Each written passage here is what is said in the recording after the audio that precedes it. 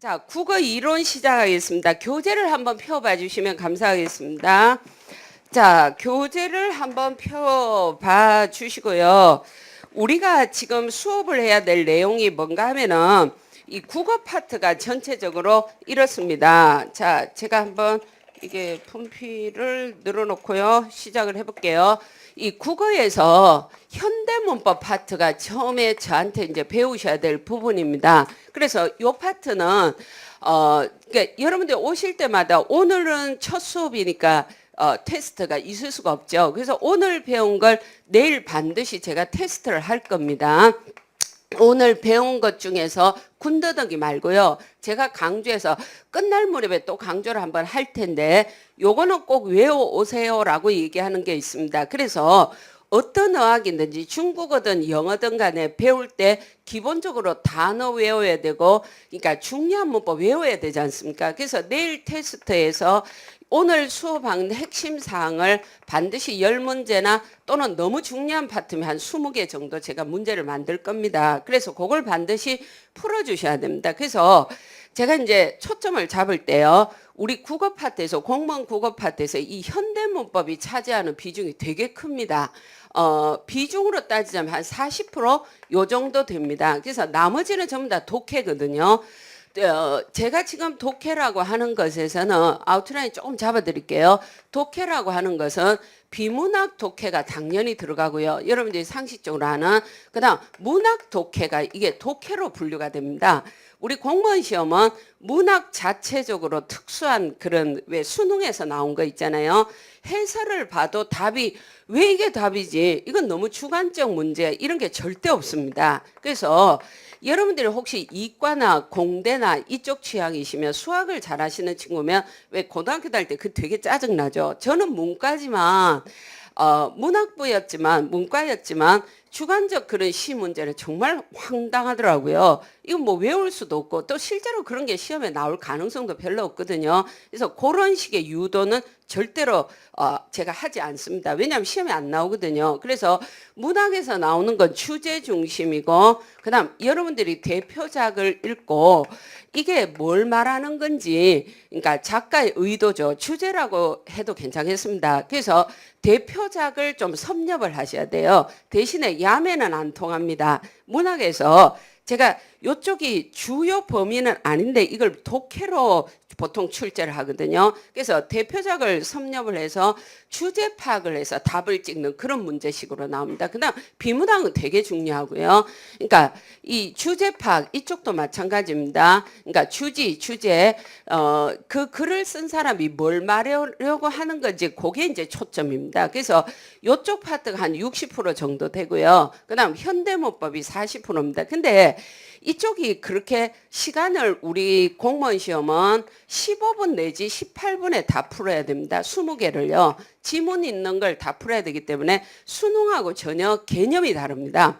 수능하고 전혀 상관없습니다. 전혀 상관없습니다. 그래서 이 스킬이나 이런 거보다도요. 왜 비문학에서 학원 선생님들이 스킬 뭐 이런 말씀들을 하지 않습니까? 근데 지문이 엄청 길 때 스킬을 적용하는 것이고요. 우리 시험에서는 15분에 끝납니다. 그러니까 길게 잡아도 18분에 마킹이 끝나야 되기 때문에 스킬을 쓸 사이가 없고 보고 찍어야 됩니다. 그래서 그런 훈련을 제가 매주 이제 화요일 날 자료집 다음 주에 나오면 그때부터 시킬게요. 근데 이 부분은 객관적으로 막을 수 있는 부분입니다. 그래서 객관적으로 누가 봐도 구체적으로 답이 똑 떨어지게 출제를 하거든요. 현대문법이 범위가 있습니다. 그러니까 예를 들어서 제가 이제 사각형을 한번 상자를 한번 그려볼게요. 이런 범위가 있거든요. 그래서 요 범주 내에서 100% 출제가 됩니다. 그래서 이거는 이제 선생님하고 학원 강사하고 이제 수업을 하면서 요 파트가 중요하다더라 해서 그날 한 걸 그날 오후에 복습만 해주시면 그 범위밖에 출제가 안 됩니다. 그래서 요 범위를 벗어나지만 않으시면 그래서 학원 수업의 미덕이 그런 데 있지 않습니까? 범위를 명확하게 밝혀주고 그걸 계속 이 객관적인 출제 범위가 있으니까 이쪽은 반복 연습을 하셔야 됩니다. 그러니까 이게 절대 까불지 마셔야 됩니다. 그러니까 요 범위 내에서 딱 출제가 되는데 그 사각형 범위를 벗어나지 말고 벗어날 수도 없어요. 꽤 양이 많거든요. 양이 많은 데서 우리가 이제 지금부터 수업을 시작하는데 반복 연습을 제가 계속 시켜줄 테니까 수업 방식은 이렇습니다. 이론 파트를 세부적으로 수업을 하고 전체적으로 또 묶어줘요. 묶어주는데 여기 이제 우리가 현대문법을 한참 수업을 해야 됩니다. 배울 게 되게 많아요. 양이 많기 때문에 제가 이거 100% 요범위 출제라고 지금 계속 사전에 강조를 하고 있거든요. 제가 말하는 범위대로 그대로 출제되니까 그걸 좀 지켜주시고 한 파트가 끝나면 요게 이제 이 수업 방식이 이렇습니다. 최근 기출을 2년치를 전부 풀어줍니다. 여러분한테 현대문법 파트의 최근 기출 그러니까 16년하고 15년이 되겠죠. 내년 17년 합격을 여러분들이 목표로 오셨으니까 시간이 정말 많지 않습니다.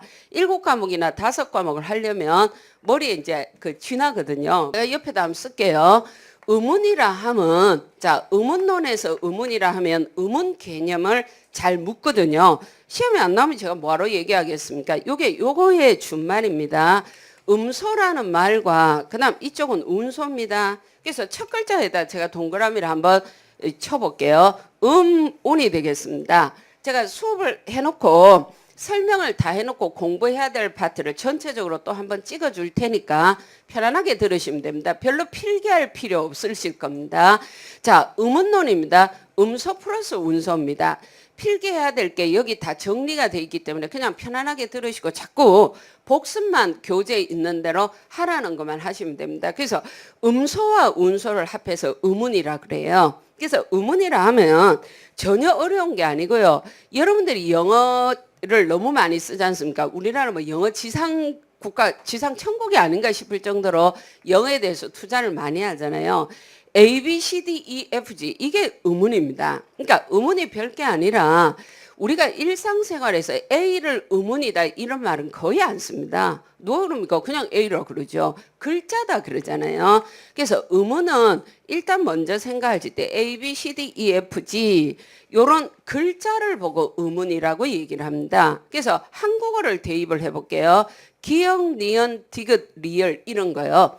요런 글자를 보고 의문이라고 얘기를 합니다. 그래서 이 의문을 문법적으로 우리가 기억을 의문이다 이렇게 잘 안 하거든요. 지금도 문법을 배우니까 시험 문제 나오니까 오늘부터 의문이라는 말이 여러분 머릿속에 들어가시겠지만 평소에야 이거 보고 디귿이라 그러죠. 그냥 리얼이라는 글자라고 인식을 하지 않습니까? 그래서 일단은 내가 가진 기초에서부터 부터 이제 출발해야 되니까 의문은 어렵게 절대 선입견을 갖지 마시고 의문은 별거 아니야. A, B, C, D 같은 거 글자를 의문이라고 해. 그다음 기역, 니은, 디귿, 리을 같은 글자를 보고 의문이라고 해.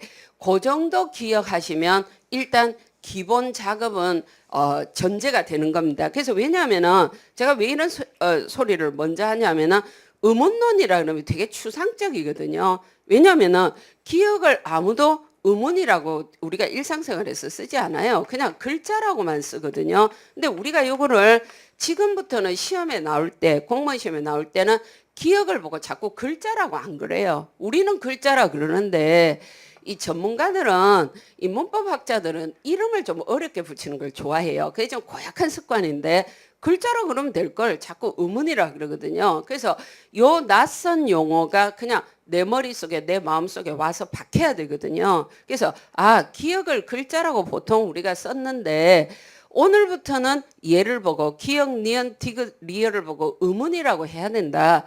그것만 조금 기억을 해주시면 좋겠습니다. 자, 요쪽 지워버리겠습니다. 그래서 의문론의 의문은 글자인데 글자를 전문가들이 글자라 그러면 뽀대가 안 나니까 의문이라 그러거든요. 그래서 요거의 준말입니다. 음소와 운소를 얘기를 합니다. 그래서 이쪽 보세요. 자, 분절 의문이라는 게 나옵니다. 그 다음 이거 왜 항상 상대적일 때는 는 또는 낫을 붙이지 않습니까? 비분절 의문이다. 이런 얘기를 합니다. 그래서 이쪽을 보고 음소라고 하고 그 다음 이쪽을 보고 운소다 이렇게 얘기를 해요. 자, 다시 가겠습니다. 자, 분절 의문의 분절은 요게 쪼갠다, 나눈다 썼으니까 쪼갠다도 같이 한번 써볼게요. 사시미를 막 쳐요. 회를 한 마리 이제 치는 거죠.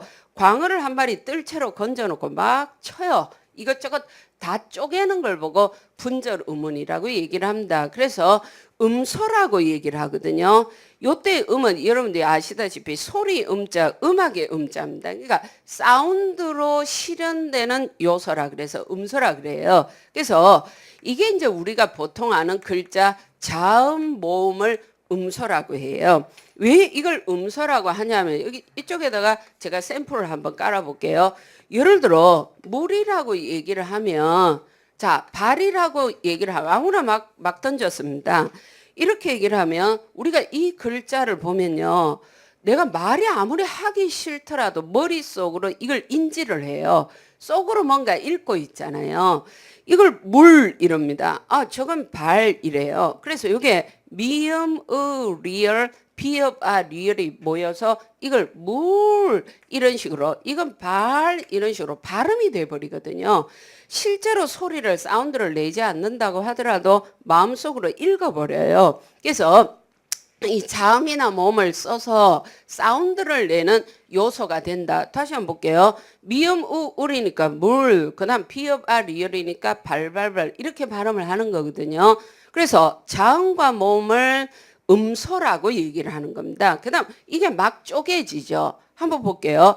물에서 이걸 없애버립니다. 미음 비읍에서 리얼에서 자 미음을 날려버리고 비읍을 한번 대체를 해봐요. 호환이 돼요. 얘를 빼고 얘를 집어넣으면 이건 불불불 뿔뿔뿔 얼마든지 발음이 바뀌거든요. 뜻도 바뀌고요. 그래서 요 자음이나 모음을 보고 이걸 분절된다. 자꾸 쪼개지잖아요. 얘를 긁어내서 여러분들이 왜 써리원 아이스크림 가게 가서 적어주세요. 슈팅스타를 뭐 주세요. 그러면 이게 왜 알바하는 친구들이 이렇게 퍼주지 않습니까? 요걸 싹 퍼내서 요 비읍을 집어넣으면 또 불이라고 우리가 발음을 하도록 돼 있거든요. 그래서 이걸 보고 분절되는 음의 요소다 해서 분절 음운이다, 음소다 이렇게 얘기를 합니다. 그래서 자 분절 음운을 자음 모음 같은 음소다 그렇게 보시고요. 그다음 두 번째입니다. 음소 운소라는 게 있습니다. 여러분들이 혹시 중국어나 영어는 당연히 배워보셨을 거예요. 요즘 중국어들 많이 배우더라고요. 그래서 이 중국어를 배워보셨으면 이게 쉽게 다가가실 텐데 글자가 아닌데 글자 요소의 요소를 역할을 하는 녀석이 있어요. 제가 지금 뭐라 그랬냐면은 글자가 아니라 그랬습니다. 자, 글자는 아닌데 글자 역할을 해요. 자, 글자 역할을 하는 요소를 이게 운소라 그럽니다. 우리나라 말에만 있는 게 아니고 뭐 스페인어나 영어나 중국어에도 운소가 다들 있어요. 자, 그래서 글자가 분명히 아닙니다. 자음이나 모음이 아닌데 글자 역할, 뜻구별 역할, 우리가 소리 낼 때 어떻게 적용되는 요소가 있거든요. 그걸 운소라는 되게 어려운 말을 써요. 그래서 자, 보겠습니다. 우리 국어에서 이 사전을 찾으면 실제 글자를 쓸 때 우리가 찍어주진 않지만 이러죠. 이 색깔을 한번 바꿔볼게요. 돌 이래버립니다. 그 다음 돌. 이쪽은 장음이에요. 긴 소리라고 하죠. 이쪽은 단음입니다. 자, 돌잔치의 돌이에요. 이쪽은 스톤 돌이고요. 이쪽은 한자로 쓰자면 돌이고 이쪽은 birthday, anniversary겠죠. 생일, 주기 이 뜻이 됩니다. 회사 창립 몇 돌, 주기. 우리 조카가 뭐 두 돌 잔치를 했어. 생일 이 뜻이 돼요. 그래서 이쪽은 단음이고 이쪽은 장음입니다. 그러니까 글자는 똑같거든요. 이 위에서 말한 자음, 모음, 운소는 음소는 똑같아요. 디귿 or real, 디귿 or real 똑같거든요. 근데 젠장 이쪽은 긴 소리, 이쪽은 짧은 소리에서 이게 뜻이 전혀 다르거든요. 글자를 하면 우리가 뜻을 구별하는 그 성격이 있는데 이건 글자도 아니면서 뜻구별 요소가 돼요. 그래서 전체적으로 요거 두 개를 묶어서 다시 할게요. 음소, 자음 모음을 음소라고 하고 그다음 우리 국어에서 소리의 길이를 운소라고 합니다.